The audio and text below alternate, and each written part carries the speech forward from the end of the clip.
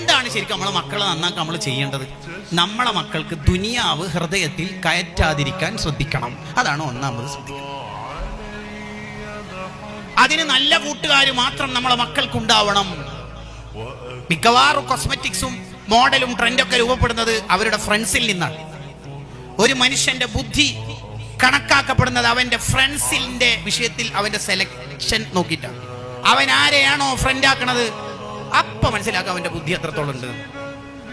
അങ്ങനെയാ കണക്ക്. ഒരാൾ ആരെയാണോ സുഹൃത്താക്കുന്നത് അതിനനുസരിച്ചിട്ടായിരിക്കും അയാൾക്ക് ബുദ്ധി കൂടുതലാണോ കുറവാണോ ഉണ്ടോ ഇല്ലയോ എന്നൊക്കെ കണക്കാക്കപ്പെടുന്നത്. അതെ, ആ അർത്ഥത്തിലാ. അതാണ് മഹത്തുക്കൾ അവരുടെ ഗ്രന്ഥങ്ങളിൽ എഴുതി വെച്ചല്ലോ, ഖലീലുൽ മർഇ ദലീലു അഖ്ലിഹി. ഖലീലുൽ മർഇ ദലീലു അഖ്ലിഹി. ഒരു മനുഷ്യന്റെ സുഹൃത്ത് അവന്റെ ബുദ്ധിയുടെ തെളിവാണ്, ബുദ്ധിയുടെ അടയാളം. ബുദ്ധി എത്ര ഉണ്ടെന്ന് അവന്റെ സുഹൃത്തിനെ നോക്കിയാൽ മനസ്സിലാവും.